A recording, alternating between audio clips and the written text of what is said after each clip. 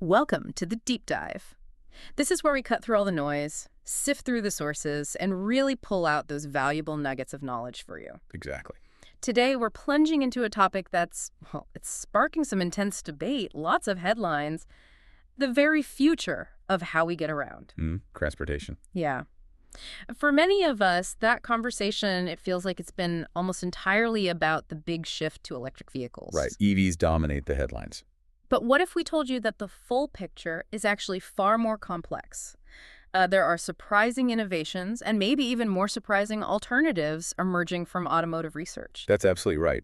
Our sources today, and we've got quite a stack, articles, research papers, even some pretty candid insights from major auto industry players.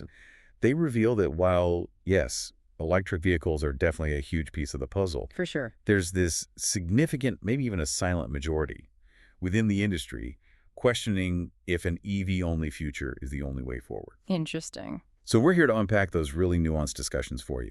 Okay, so our mission today, cut through that hype, help you understand the diverse pathways being explored for genuinely sustainable mobility. Yeah. We're going to dive deep into those persistent concerns around current EV battery tech, then shift gears into cutting-edge stuff like solid-state batteries, The next generation. and ultimately explore some unexpected contenders. Hydrogen power, for one.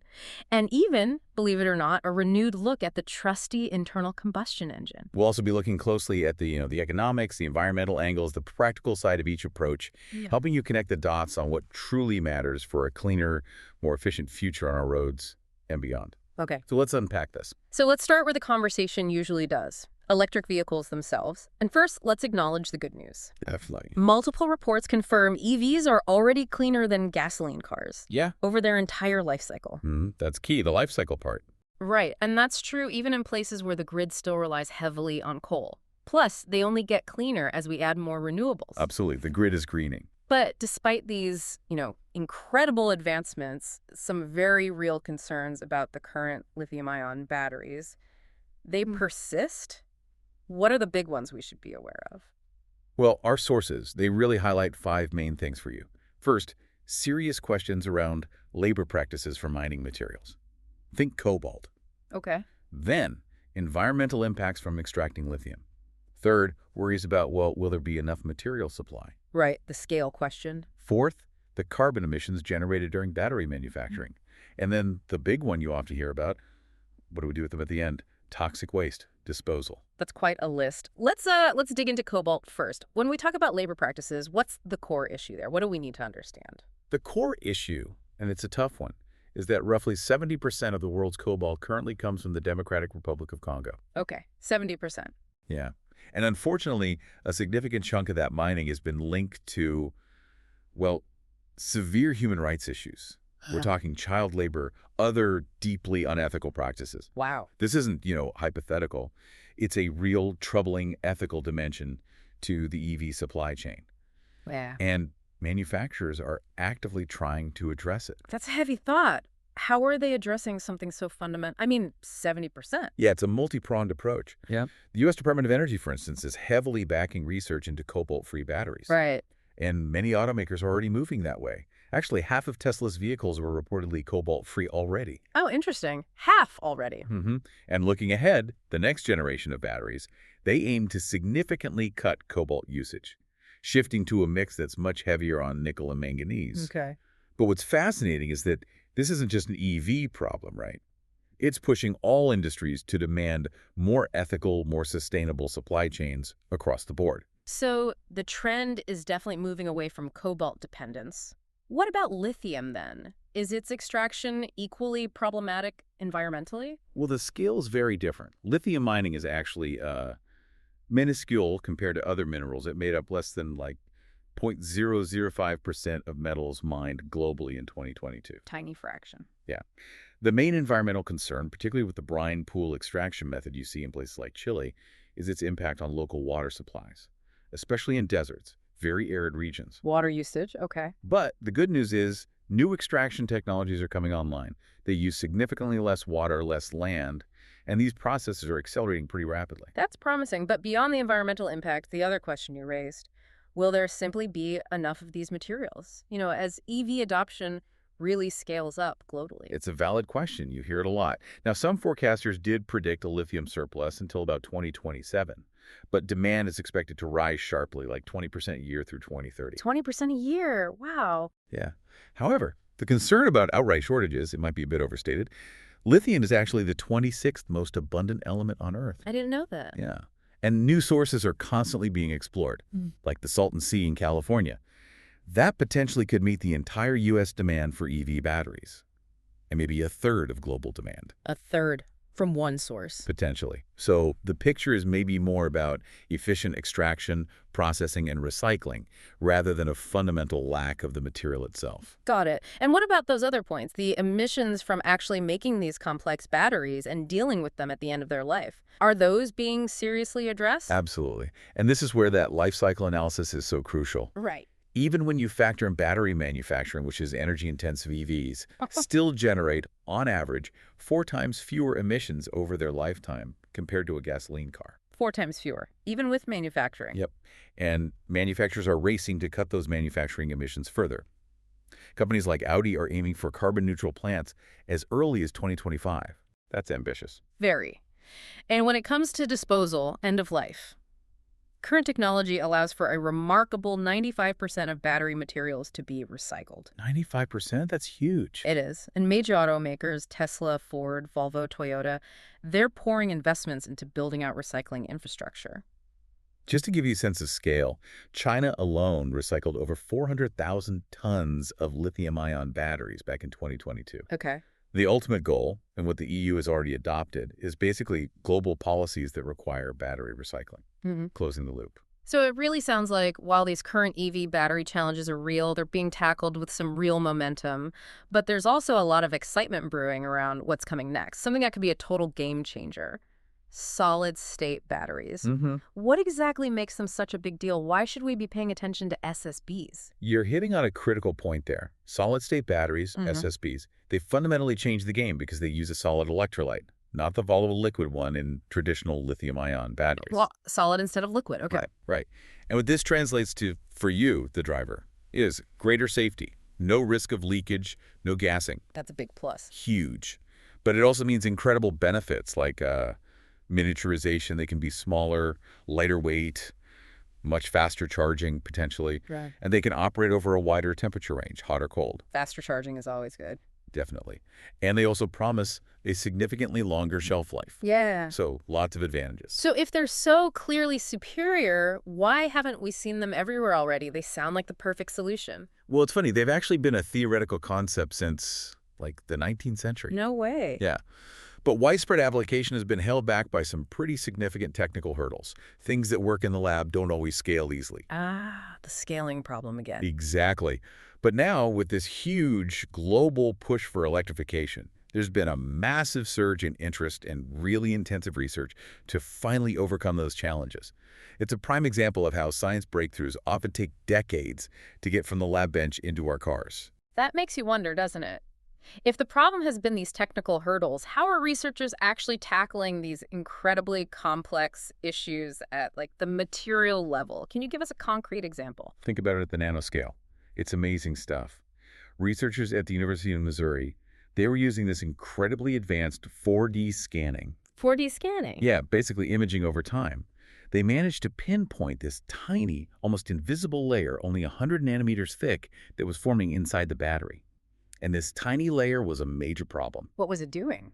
It was literally blocking the flow of lithium ions, hurting performance, killing efficiency. So now they're actively testing ultra-thin protective coatings, just atoms thick, to prevent that unwanted reaction from happening. That's unbelievably precise work. Mind-boggling. What about the core materials themselves? Are they discovering entirely new compounds? Absolutely. That's where a lot of the action is. What this flurry of research really tells us is that the scientific community is exploring every single angle, from totally new material combinations to entirely new chemical structures. Trying everything. Pretty much. To unlock that next generation of battery performance and safety. For example, some groups are looking at new oxide-based solid electrolytes. These are incredibly stable, and importantly, they won't ignite if the battery gets damaged. Big safety leap. Huge for EVs. Yeah. Others are even developing new sodium-based electrolytes. That could reduce our reliance on lithium altogether. Hmm. It's not just about small improvements. It's a fundamental rethinking of battery chemistry. That sounds like an immense amount of trial and error in the lab, Yeah. mixing compounds, testing.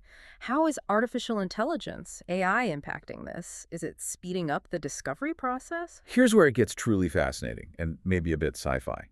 The traditional way, experimenting in the lab to find new electrolytes, it's incredibly time-consuming, hit or miss. Right, years of work.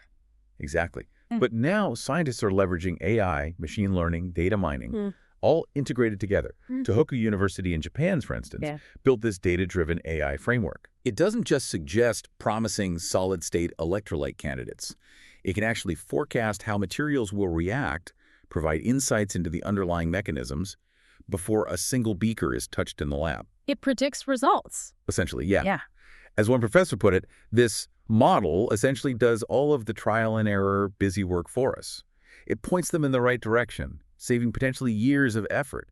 It's revolutionary for materials science. So AI is helping us find better, safer batteries faster than ever imagined. What does all this incredible research mean for real-world application?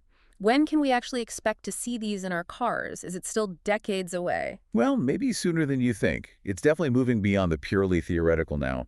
Toyota, for example, they've already announced a significant technological breakthrough.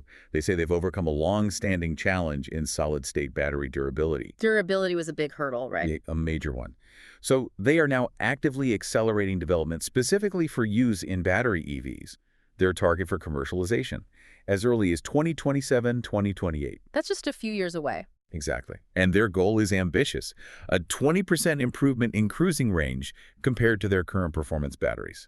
Plus, quick charging 10 minutes or less. 10 minutes. That's getting close to gasoline refueling times. It really is. And there's even research for a higher level spec they're working on, Yeah. aiming for a 50% range improvement eventually. So, yeah, it feels like it's truly on the horizon. Okay, so the future of EV batteries looks incredibly promising with solid-state tech. But what if the answer isn't just a better battery, but maybe a completely different fuel source altogether? Our sources repeatedly highlight Toyota's major bet on hydrogen as a viable alternative. But first, let's clear up a common misconception I've heard. The Toyota water engine. What is that really? Is it running on water? Yeah, the Toyota water engine. It's a popular nickname, but it's a bit misleading, like you said. Okay. It actually refers to Toyota's cutting-edge hydrogen technologies. And, importantly, they're pursuing both fuel cells and actual hydrogen combustion engines. Both paths. Right. And the key thing is, both primarily produce water vapor as their emission. So the car isn't running on water, it's using hydrogen as the fuel, and water vapor is just the harmless byproduct. Got it. Hydrogen in, water out. So how does a hydrogen fuel cell work, like in the Toyota Mirai, which is already on the road in some places? Right, the Mirai is a good example. In a car like that, you have compressed hydrogen gas stored in special high-pressure tanks, really robust tanks. Okay. Inside what's called the fuel cell stack, hydrogen molecules react with oxygen that's pulled from the air. This happens across a catalyst. A chemical reaction. Exactly. And that reaction generates electricity.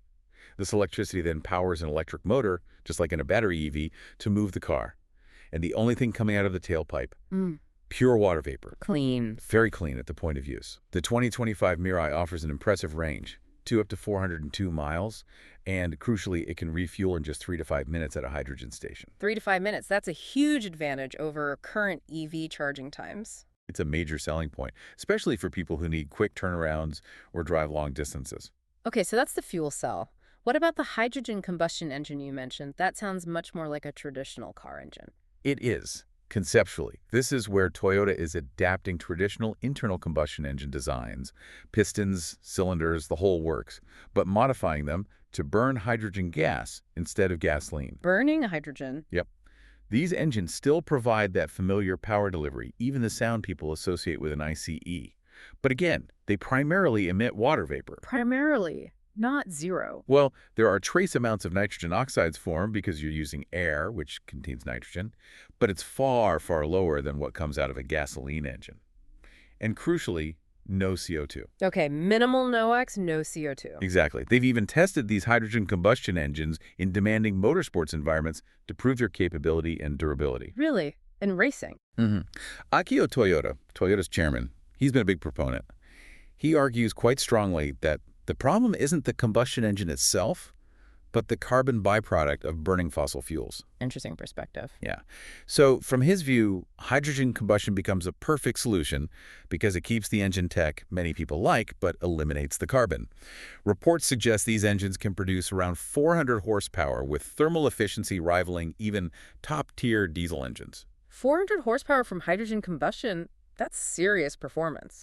It is. So you've got these two hydrogen routes, fuel cells for quiet, efficient electric drive, and hydrogen combustion for potentially more performance-oriented applications. So if hydrogen vehicles offer zero or near zero emissions at the tailpipe, plus that super fast refueling, why aren't they everywhere right now? What's the catch? It sounds almost too good. That's the multi-billion-dollar question, really. Yeah. And it comes down to two main challenges, infrastructure and cost. Infrastructure again. Always.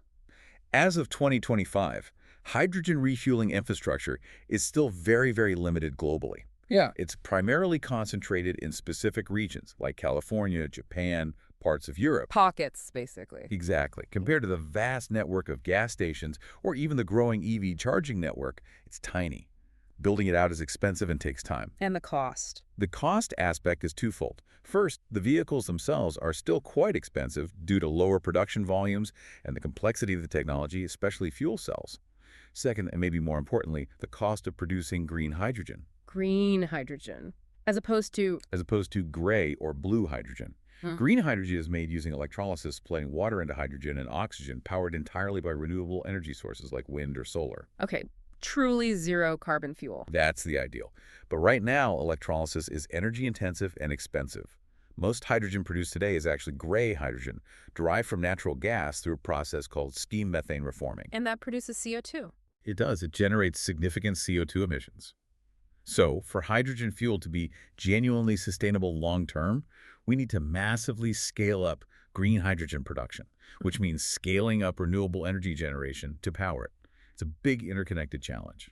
That makes sense. It's not just the car, it's the whole fuel production chain. What about safety? I mean, I think a lot of people hear hydrogen and immediately think of, well, the Hindenburg. Is flammability still a major safety concern? That's a really common public perception challenge, and it's definitely understandable given historical events like the Hindenburg. But modern engineering has come an incredibly long way since then. How so? Toyota's hydrogen tanks, for instance, are engineering marvels. They're made from incredibly lightweight yet durable materials like carbon fiber composites, wound multiple times. And they undergo just rigorous testing, crash tests, fire tests, even being shot at with bullets to ensure they can withstand extreme conditions. Wow. Bulletproof tanks. Pretty much designed to be incredibly robust. In fact, some crash test simulations and real-world data suggest hydrogen might even be less dangerous than gasoline in certain crash scenarios. How could that be? Because hydrogen is so light, if a tank were breached, the gas tends to dissipate very rapidly upwards, burning in a narrow vertical flame. Gasoline, being a liquid, pools and spreads, potentially engulfing the vehicle. So the modern reality of hydrogen safety is often quite different from the historical perception. Okay, that's reassuring. It certainly sounds like Toyota, in particular, is really, truly committed to making hydrogen work. What's their overall strategy to overcome these big challenges you've highlighted, infrastructure and cost? They're taking a very comprehensive, almost industrial-scale approach. It's quite impressive. They're actually launching a new, dedicated internal organization called the Hydrogen Factory. A hydrogen factory? Yeah, basically centralizing all their hydrogen-related activities, development, production, sales, everything under one roof. The explicit goal here is to drastically cut costs through efficiency and speed up innovation. Streamlining things. Exactly. They also plan to localize R&D and production in key markets like Europe and China, build where you sell. And they're strengthening alliances with partners across industries to try and increase production volume and hopefully bring down those costs through economies of scale. What kind of cost reductions are they aiming for? They have some specific targets. They're aiming for a 37% cost reduction for their next-generation fuel cell systems just through technological progress and volume, and potentially a 50% reduction if they can secure large orders, say around 200,000 units, by 2030. So scale is absolutely critical for them. Absolutely. Volume is key to making it affordable. And are they targeting specific areas where hydrogen makes the most sense? You know, applications where maybe battery EVs aren't the perfect fit right now? Yes, very much so. They're focusing heavily on heavy-duty transport. Think long-haul trucks, buses, maybe even trains and ships eventually. Why there specifically? In those segments, hydrogen offers really crucial advantages over current battery electric options. Primarily, much longer ranges and significantly quicker refueling times. Imagine trying to recharge a massive truck battery. It takes hours. Refueling with hydrogen takes minutes. Right, downtime is money for trucking. Precisely. So that quick refueling is a massive operational advantage. They're also developing things like modular multi-hydrogen tank systems, basically standardized tank modules that can be easily configured for different vehicle types, making installations simpler. And they're pushing for universal tank standardization globally to help accelerate the infrastructure rollout. Standardization helps everyone. It does. And just showing how broad their thinking is, in a really innovative project in Thailand, they're actually producing hydrogen from biogas derived from chicken manure. Chicken manure. Seriously.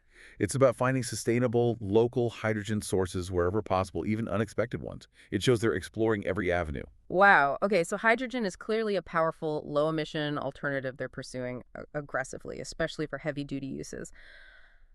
But let's circle back to the engine we all know, the traditional internal combustion engine, the ICE. For years, we've heard these reports of its imminent demise, the death of the gas engine. But reading through our sources, it really seems those reports have been, well, greatly exaggerated. Why is it persisting? They certainly have been exaggerated. I mean, look at the projections. Even with really aggressive EV production ramps, pure electric vehicles are still projected to represent only maybe 15% to 20% of all vehicles in operation on the roads by 2030. Only 15–20% by 2030. That's much lower than some headlines suggest. It is. And looking further out, SEMA Market Research, that's the Aftermarket Trade Association, they project EVs will account for maybe 39% of new vehicle sales by 2035, still less than half. So still a majority of new cars sold in 2035 might not be pure EVs. According to that forecast, yes. And you see in manufacturer behavior too. Major automakers are still rolling out brand new, updated ICE models. Yeah. And influential leaders, like Akio Toyoda again, are openly questioning an EV-only strategy. He suggested there's a silent majority in the auto industry who privately agree that forcing everyone down one path might not be wise. So beyond just the market share numbers and industry sentiment, why does the ICE engine itself persist? What are its enduring strengths in this changing landscape? Well, part of it is simply practicality and existing infrastructure, as we've discussed. Yeah. But also, for certain applications, it still offers unique benefits.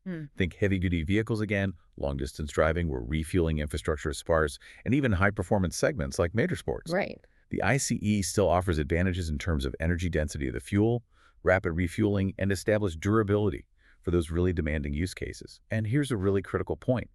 Innovation for the ICE hasn't stopped. It's evolving. The European Union, for example, they made headlines with their plan to effectively ban new ICE car sales by 2035. But then they modified that plan. Oh, how did they modify it? They specifically carved out an exception to allow sales of new vehicles running exclusively on sustainable synthetic fuels beyond 2035. Okay, that's fascinating. What exactly are these sustainable synthetic fuels? You hear the term e-fuel sometimes too. Can you just put them in your existing gas tank? That's the big promise, potentially. These are essentially carbon-based fuels like gasoline or diesel, but they're made from non-fossil resources. The key idea is you're not pulling new carbon out of the ground and putting it into the atmosphere. Where does the carbon come from then? It can come from capturing CO2 directly from the air, or from industrial processes, or from biogenic sources. These fuels have energy densities very similar to fossil fuels, which means, yes, the hope is they can often be dropped in to existing engines and infrastructure with little or no modification. Drop-in fuels. That's a powerful idea. It is. This category includes electrofuels, or e-fuels, which are typically made using renewable electricity to produce hydrogen, which is then combined with captured CO2. And it also includes synthetic biofuels derived from sustainable biological material like agricultural or forestry waste. The ultimate goal is to take the massive existing fleet of ICE vehicles and make them run much cleaner, effectively becoming carbon neutral in operation. So this means the aftermarket industry, the companies that make performance parts, replacement parts for gasoline cars, they aren't just shifting all their focus to EVs then. Not at all, which might surprise some people. Many specialty equipment manufacturers are continuing to invest heavily in ICE applications. They're focusing on refinements in performance, sure, but also crucially in efficiency and emissions reduction for existing engines. Making current engines better. Exactly. Some experts in that field even argue that by 2035, when you factor in the entire life cycle, including the environmental impact of rare earth mining for EV motors and batteries, and the challenges of spent battery disposal, the total carbon footprint of an efficient ICE vehicle running on sustainable synthetic fuels could nearly match that of a battery EV charged on today's grid mix. That's a controversial point, but an interesting one. It is. It highlights the complexity of true life cycle analysis. And you see companies like Motul, the lubricant manufacturer, developing specialized oils specifically designed to reduce friction and improve fuel efficiency in modern ICEs. It's all about optimizing what we already have, alongside developing new technologies. It really, really sounds like the future of mobility is far from being a simple one-size-fits-all solution. It's much more fragmented, diverse. Precisely. Diverse is a good word. And Toyota's own strategy really embodies this multi-pathway approach, as they call it. They're not just hedging their bets, they're actively investing across the board. Hydrogen, advanced batteries, more efficient ICEs, synthetic fuels. And more than just powertrains, right? Yeah, absolutely. They're quite explicit about transforming from just a car company into a broader mobility company. This includes huge investments in vehicle intelligence and software, like their Arena OS platform, basically a car operating system that allows for over-the-air updates, customization, new features added after purchase. Like a smartphone on wheels. Kind of, yeah. Yeah. They're using AI for aerodynamic design, improving efficiency. And they're even developing things like manual transmission BEVs. A manual electric car? Why? To allow drivers to customize the driving feel, believe it or not. Simulating gear shifts, engine braking. Tipper. Catering to enthusiasts who miss that engagement, even in an EV. It shows they're thinking about the entire driving experience. That's wild. And beyond the car itself, what's their broader vision for mobility? You mentioned solving social issues. Yeah, their vision gets pretty expansive. It extends to connecting cars not just to each other, but to the surrounding infrastructure, even entire towns and cities. The idea is to use connectivity and data to tackle wider social problems. Like what? Think real-time transportation logistics systems to optimize delivery routes and reduce traffic congestion. Advanced autonomous driving technology, like their experimental e-pallet vehicles, those boxy, multi-purpose autonomous pods designed for things like mobile retail, deliveries, even mobile offices or clinics. The smart city concept? Exactly. And it even includes diversification into assistive technologies, things like one-touch wheelchair fastening devices for vehicles or electric wheelchairs capable of climbing stairs. Their stated goals are incredibly ambitious, achieving freedom of movement for all and ultimately zero traffic accidents. It's a very holistic view of mobility's future role in society. Wow, okay. What truly stands out to me from this whole deep dive is just how incredibly complex, how diverse the future of transportation really is shaping up to be. It's clearly not just a simple choice between gasoline and electric anymore. It's this really dynamic landscape of innovation happening on multiple fronts simultaneously. You've got breakthroughs in solid-state battery chemistry, AI speeding up material discovery. Right. Then the whole intricate world of hydrogen, both fuel cells and combustion. And even this surprising resurgence or maybe evolution of the internal combustion engine, potentially powered by sustainable fuels. It's a lot to take in. Indeed. I think this deep dive clearly reveals that the idea of a single silver bullet solution, one technology winning out completely, that might just not happen. Yeah, seems unlikely now. Instead, we're likely heading towards a future with perhaps a more nuanced balance. A mix of different options, each optimized for different needs, different regions, different use cases. It's less a race for one single winning technology and more a race to build out an entire ecosystem of sustainable mobility solutions that can work together. A balanced ecosystem. I like that. So here's maybe a final thought for you, our listener, to mull over as we wrap up. As we push towards carbon neutrality globally, how might the availability, and maybe more importantly, the cost of the renewable energy needed to produce truly green hydrogen and needed to charge our growing electric vehicle grids, how might that energy factor ultimately determine which of these fascinating technologies really becomes the dominant force in the coming decades? That energy piece is critical. And thinking about that, how might that complex interplay of energy sources and vehicle technologies ultimately impact the choices you make for your own transportation needs for your next vehicle? Something to think about. Absolutely. Well, thank you for joining us for this deep dive. Yes, thank you. We hope you enjoyed exploring the really cutting edge of transportation with us today.